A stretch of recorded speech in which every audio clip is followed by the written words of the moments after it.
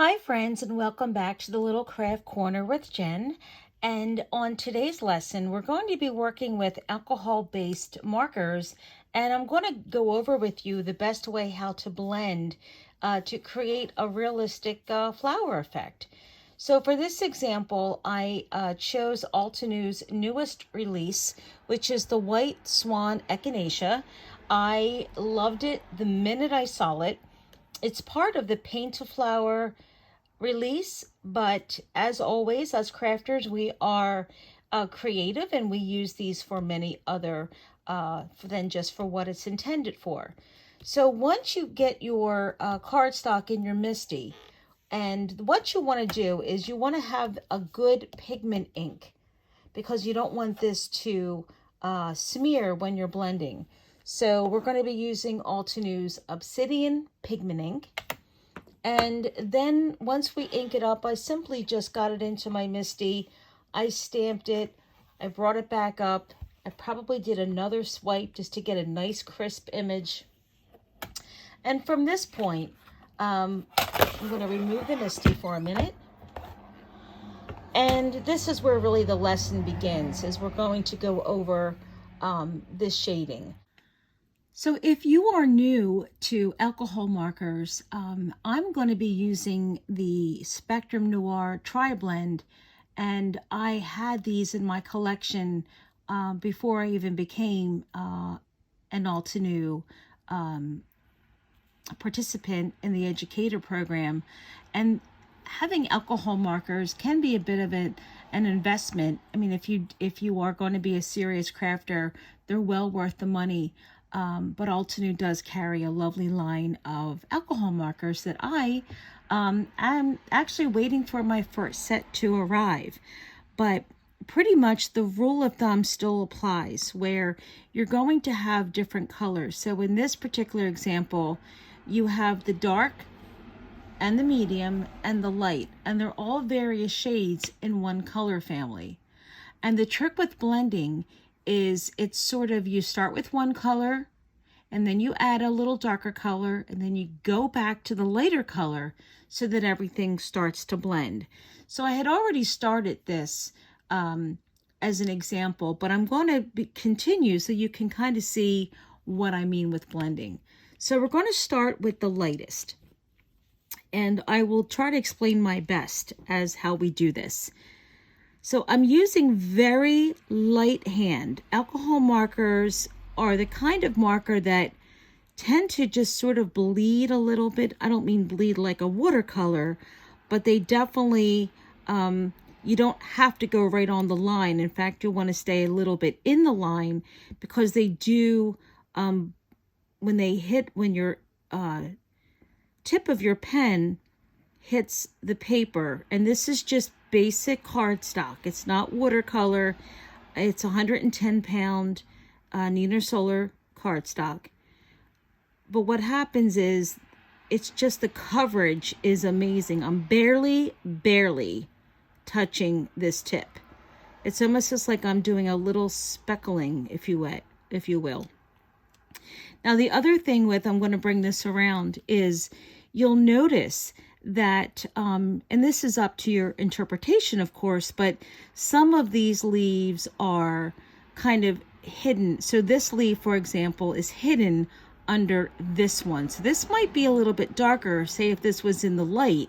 So because we want to focus to have some shading, what I'm going to do, I'm going to bring this around gently, gently, gently. And then on the darker end, I'm going to just gently tap the marker as if this was going to be shaded by the sun, and it has a shaded effect. So if you can see here, there's light and then there's dark, but there's a bit of a line here. So we don't want that line. So we're going to go back with the lighter color, blend right over it, and then the two colors merge to form one. And we'll do this little guy on the end. So again, you want to start with the light, and then you want to go back with the dark. light hand, nothing heavy. Circular motions always work best. So I'm going to continue. I'm going to speed up this part, as unless you really want to see me color, you may watch what I'm doing. But again, once I'm just going gently around,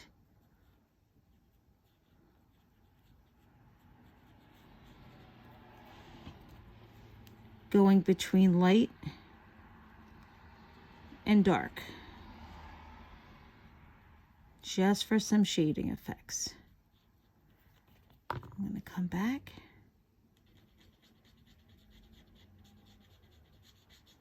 I'm going to blend all this in.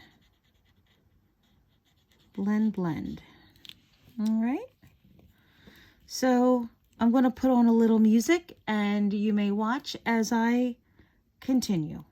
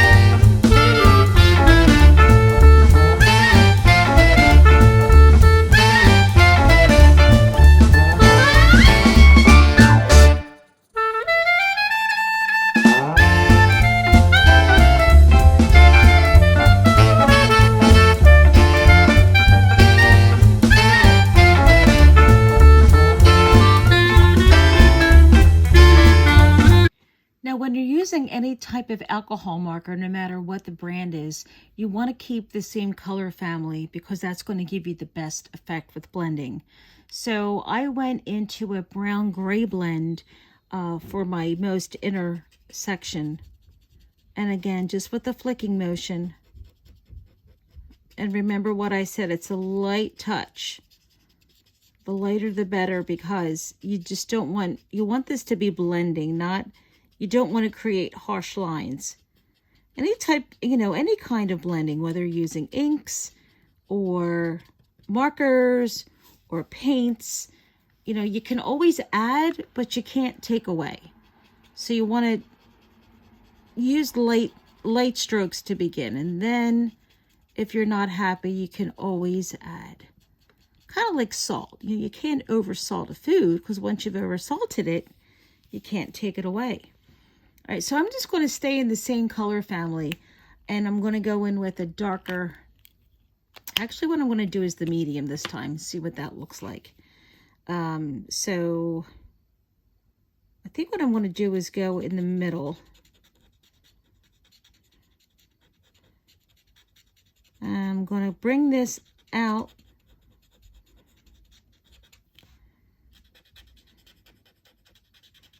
Almost to the edge, but not quite.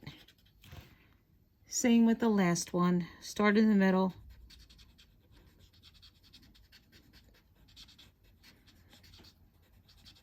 Again, I'm not being particular. I'm not staying in a circle. I'm just being natural with my flicking. And then we have to go back. Remember, we do, to blend, we now have to do our little circular, but we're blending that in with the light.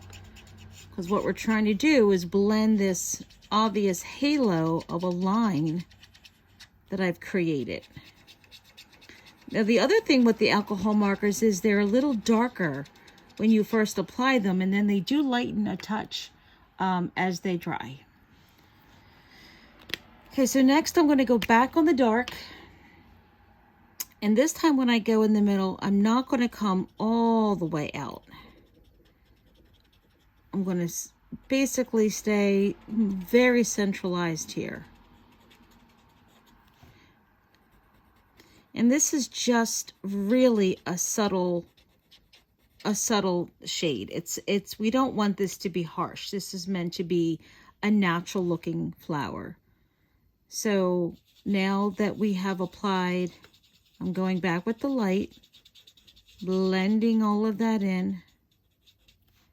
It's okay if your marker hits the coral. It's not going to affect anything.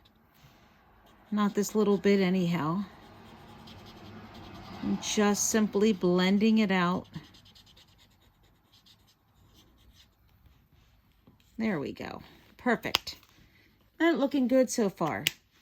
So what types of do you like? Do you like to use markers? Are you more of a watercolor? Are you more of just a straight? Do you like the type of stamps where you can layer them? I love to see what your favorite types of artistic is. At this point, I'm just playing around. I want to see. Oh, I think that might work. Although, see, now what I'm doing is I'm showing you my thoughts here of what color green that I want, what I'm trying to achieve. Because I kind of want something. So this one, that was jade. This one is going to be the alpine. No, that's way too bright. Not trying to achieve a bright here. Huh, well that's that one. And that's what you do. You just kind of play. You kind of see what you like. So I'm going to go with the alpine. And I'm only going to be using the medium and the dark for this one. So on here, and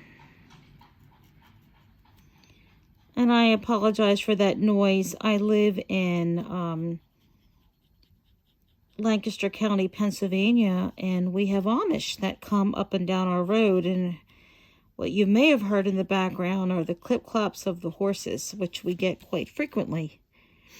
Oh, I just see I missed a petal. And that's okay. And that's okay. Now, very much, when you get to this intersection, you want to be very, very delicate, because you don't want, on here, you would notice if you get your ink in the leaves. So just a little dab will do it. So to finish off this card, what I've done is I thought it'd be really fun to put a stencil behind the flowers. It kind of gives that 3D pop image. So in order to create the stencil look, we're going to be doing a little bit of masking. So I had already done this off camera, but simply you stamp the image onto a piece of paper. It can be masking paper, cardstock, whatever you have. And then once you stamp it, you fussy cut it out and carefully put this directly over your image. Now this is a piece of masking paper, so from Gina K Designs, and I just simply peeled it off, and I stuck this to the image so it wouldn't move. And then you take the stencil of your choice. In this example, I thought some lines would be really nice. So I simply put the stencil directly where I wanted it. And then I took some Altenews moss ink, and along with one of the Altenews blending brushes, I just went back and forth very gently, nice lines. You don't want to go up and down because you don't want to get the ink underneath, but just nice and back. I then made the lines. From here, I took off my stencil and my masking, and I was left with this beautiful image. At this point, I took some moss ink, and with a little bit of smushing on my paper and using a fine tip water brush, I created these delicate splatters, just a touch. And I did not have the mask on at this point, because you can see there's a little bit of splattering in here. And to give it a wow effect, I then took a piece of fun foam and I cut the fun foam out just slightly smaller than my card.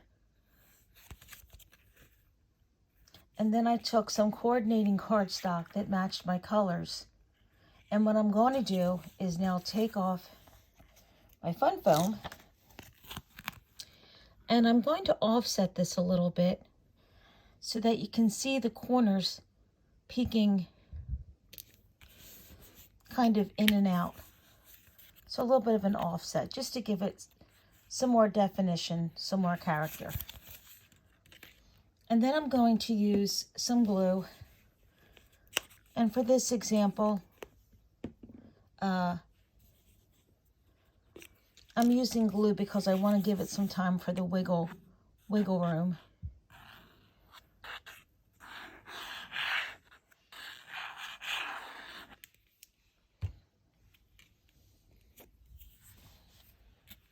And I'm going to put it on the card just how I want. And having the glue allows me to adjust it just as I need.